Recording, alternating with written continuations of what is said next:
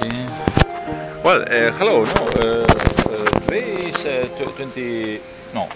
19 of September 2016, and this is Donetsk. This is the center of Donetsk.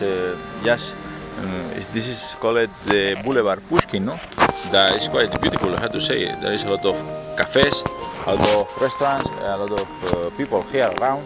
There is not a feeling of war, no, here in this area. No, I have to say.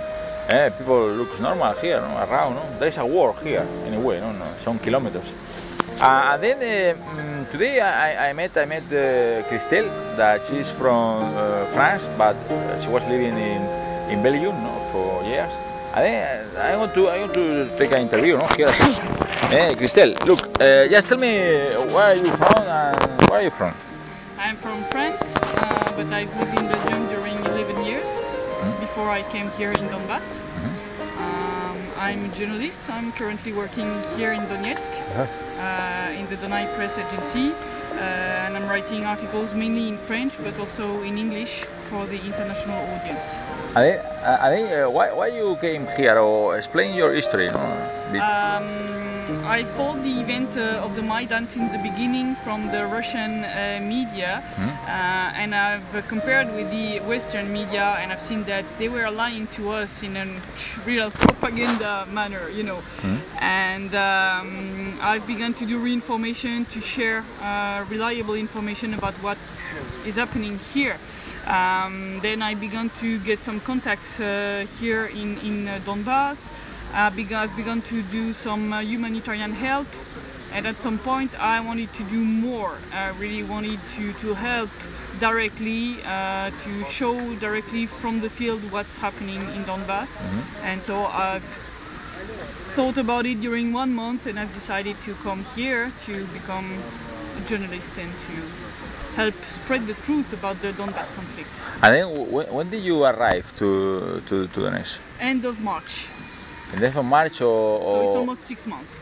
6 months, no? 6 months, no? And then, I mean, the media say that here the city is occupied by Russian troops, no?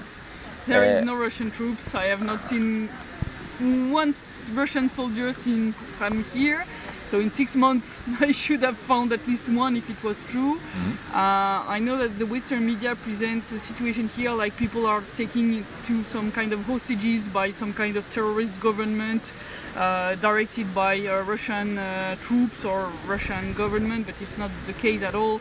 People here are free, they are living their life normally. There are no Russian troops. The Donbass people are protected by their own people and some volunteers from other countries, but which are not only Russia but also France, Spain, Italy, Germany, USA, etc., etc.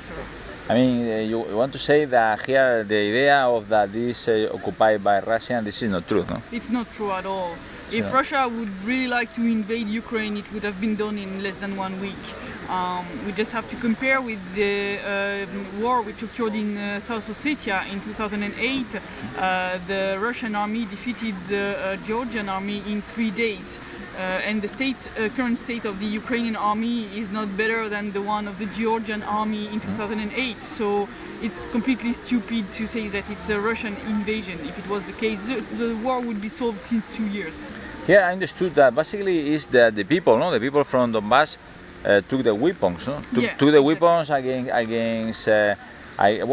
First of all, because the city was attacked, no, and bombed, no. The people here just asked for a federalization of Ukraine, really peacefully, and the answer from Kiev was to send the army, to send the National Guard with weapons to repress in blood these demands. And that's why people here took weapons to defend themselves, because of course they could not let their population being killed by the Ukrainian army just because they were asking for more autonomy. That's quite normal reaction of a population which wants to avoid being genocide. And then let's say that here basically it was a popular movement, no? I mean, people that took weapons, that I understood that even they started to fight with all Or weapons, no? Yeah, they have even taken some old weapons from museums, from some commemorative monuments and so on. They have, repaired them and used them. Some weapons were dating from the Second World War, and they used it to defend themselves. And after the weapons they get, it was from the Ukrainian army. So all the deserters, all the victories they had, like in Debaltsevo, they gathered a lot of weapons from these victories. Mm-hmm. And then I want to tell you that, and then what do you think about Donetsk, the city? It's a very beautiful city, really clean, well maintained. It's really a living city. As you said earlier, when you're here in the center, you don't believe that there is war only at few kilometers from here. People are just living normally, children are getting to school, people are getting to work, and everything is working in a normal way. You told me you are from France, no? What do you think the role of France? First of all, the role of France in this conflict, and also in general, no, the role of the European Union, no, in this conflict. What do you think? I'm really ashamed about the current position of France and the European Union, who are supporting Ukrainian government. Despite the fact they are aware of all the crimes of the Ukrainian army and the Ukrainian authorities, they know they do not respect the ceasefire, that they will not implement the Minsk agreement, but they continue to support them and to cover the crimes instead of revealing to the whole international community what is really happening here. And they know what is happening here. I mean, they have intelligence services and they know what's the truth. And they continue to lie and to cover the lies of Ukraine with their own lies, and to provide funds even, because the IMF just accepted to give to Ukraine $1.5 billion, a third of which will come from the European Union. So European taxpayers will give their money for this, to provide weapons to Ukraine so that they can continue the genocide in Donbass. And most people in Europe are not aware of that. And then I want to tell you, you told me that how you see here people killed. I mean, I know that many people have been killed, no? I mean, have you ever seen here killed people here? I mean, some victims of this conflict you saw with your eyes, or just simply? I've seen mainly the destructions, but also some injured people who survived to shellings, who are now, severely sometimes injured by all these shellings. I'm going quite often on the field in the frequently shelled villages and districts like Zaitsevo, like the Kushaevsk, the Petrovsky district in Donetsk. So I see the destructions, and sometimes it's really obvious when you have the whole of the shell in the garden of someone, and you can take a thread from it, and the direction is the one of the Ukrainian army. So you know from where it comes. They are shelling often also vital infrastructures like the water purification plant. You cannot do this by accident. It's not a small house, it's a big infrastructure. So if you shell it, it's deliberately, mainly when it's done almost every day. You cannot pretend it's an error. So it's really obvious war crimes. And I get often on the front, and I've seen families where they have lost sometimes a grandma, sometimes a child, due to all these shellings. And so I know that it's true, because I can see the results of these shellings in the houses and infrastructures. And then what do you think, what is going to happen here? What is going to happen here according to your point of view? Maybe, I know it's difficult, no? It's difficult, but I think the war will resume, because Ukraine has shown they don't want to implement a peaceful solution, because they have implemented none of the point of the Minsk agreement since 2 years now. So in 2 years they had the time to do it. There is no excuse for them. So you really see that they are reluctant to find a peaceful solution. So you know that one day they will want war again. I think it's a matter of time, depending on the internal situation of Ukraine, but also on the situation of the United States, as it is the United States who are directing the puppets here in Ukraine.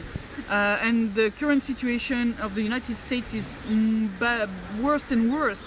And so I think soon we will see resuming of the full-scale hostilities here.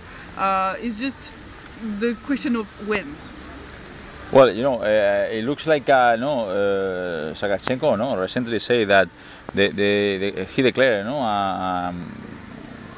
stopping shooting. I mean, it's a kind of they have stopped last night after an ultimatum from Sakharchenko, who said that if Ukraine is not willing to respect the ceasefire, then he will give the order to the DPR army to not respect it anymore too. It seems it has frightened a little bit the Ukrainians, and so last night it was really calm. But the last ceasefire lasted only 2 or 3 days. I think this one it will be the same, but it's at least saving some lives.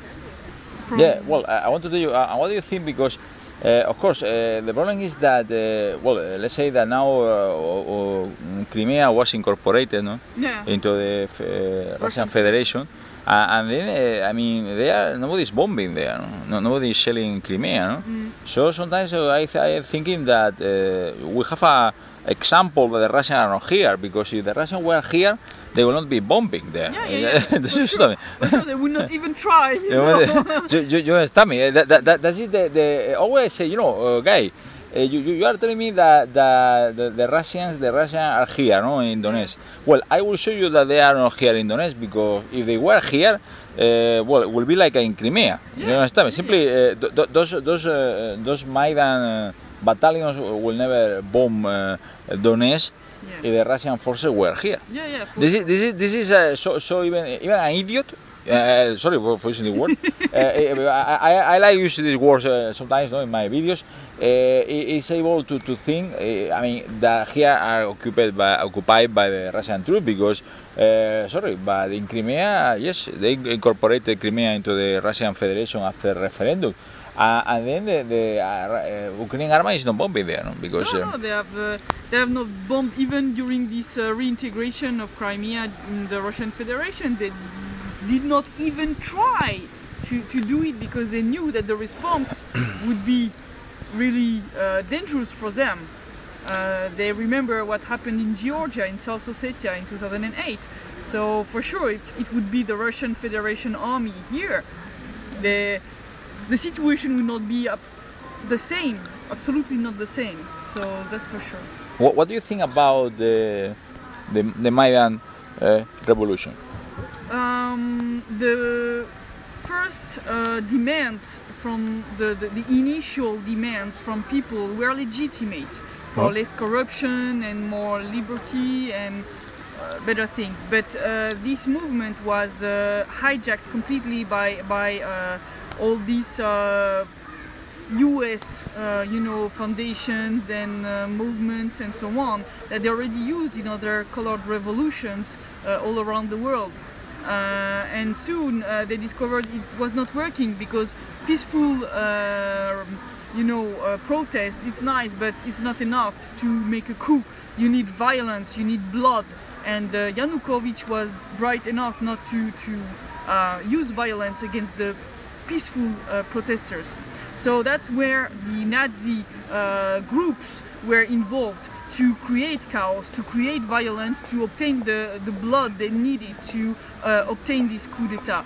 So I was supporting the initial demands for less corruption and all this, but when I've seen how it was completely hijacked by all these movements and these Nazi movements, of course I've been then against the Maidan, because I cannot support a Nazi coup. It's not a Nazi group. I'm fully against this kind of ideology. Yeah, and then let's say that later you decided not to move here, not to help these people, no, or do whatever you want or you can, no. And now I am thinking, what is your? I mean, because sooner or later, I hope, no, this conflict will finish. Yeah. I hope, no. And then, what is your? What are you going to do when this conflict finishes? I would like to stay and continue to work either as a journalist or something else. I've worked in many different sectors in my life, and I think I can still be useful after the war in perhaps other domains. I've obtained the DPR passport a few weeks ago, and so I'm really willing to stay because I'm well here. It's a really great country with great values, people with great heart. As I usually say, they have the heart big like Russia, and I would like really to stay because I'm really feeling that my values are closer to the values of people here than to the current values we have in Europe. So you got yeah, I saw you in the picture, no? You got this passport, no? The passport of the DNR, Yes, no? yes. That with this passport, I understood that you are able to cross, no, the Russian border, no? Yes, yes. That's good, no? For especially some foreigners that we are living here, no? Like Yeah, me, yeah. or this guy, because really we have problem with that. You know, the foreigners here, no? I had a problem with the because well, I had a visa, no? But Yeah. later when the visa finish, really you have a problem, no? Yeah, Already I know, because I know. we cannot cross. We cannot go to Ukraine, no? Because some of us really. Yeah, we would be in danger for sure. In my case, for example, it would be impossible as I was put on the Mirodvarets website just one day after I received the DNR passport. So I'm considered by Ukraine like a terrorist. So. We are terrorists, no? You get a passport, no? You are a terrorist, no? Yeah, I'm a terrorist now. So for sure, for all the volunteers who are here, it would be really hard to get through Ukraine. But as President Zakharchenko promised, the people who helped the Republic and who share its values will be able to receive sooner or later the DNR passport. For the moment, it's already open for all the volunteers in the army, police forces, and all these law enforcement agencies. And it will be open to civilian volunteers as soon as the law is voted. So they are still working on the procedure to, you know, filter a little bit, of course, to keep only people who were really engaged into helping the DPR and who are really sharing its values, but it will come. So the President Zakharchenko promised that it will happen and promised for the passport that I obtained, and I obtained it. So it's someone who is really keeping his promises, and I know he will do it. So it's just a question of patience for some volunteers to obtain this passport and the citizenship which is getting with, and I hope you will receive yours as soon as it will be possible. Well, no, myself, you know, it's because not because I am really, I mean, excited. No, it's a question of pragmatism. No, because it's a question of crossing the border. No, I have right now. I have you know, visa, no, for 1 year. No. Yeah. So with that, it's okay, no, for me. That's what I did too, and so it took me some margin, you know. But I know that there are some volunteers here that they don't have even, I mean, the chance, no, to cross the border with Russia because they don't have visa, no, and this is a really problematic, no, for especially because many volunteers also are doing here kind of sacrifice, no. All of the volunteers, civilians and military, have done a lot of sacrifices to come here. We have left for all of us our families, our relatives, sometimes a job, our house, everything to come here. So, and the Republic is recognizing that, and that's why they are trying to find solutions also for the volunteers and to mark this recognition towards their engagement. Well, okay, thank you. No, just do you want to say something else or something about some hope or some? I hope the situation will solve without the resuming of the hostilities, of course, because it would mean a lot of victims in both sides. And I hope European people will open their mind and their eyes about what's happening here and share the information so that more and more people see the truth and can react towards their governments to put pressure on them to stop their support toward a genocidal government, because Ukrainian government is doing a genocide here. So it's up to you, to each of you, to help solve the situation by putting pressure on your governments to show them that the people are not supporting this kind of policy. I want to tell you, just as a final, do you consider yourself pro-Putin or pro-something? I find that President Putin is a good leader for Russia, the best they had since really a lot of times.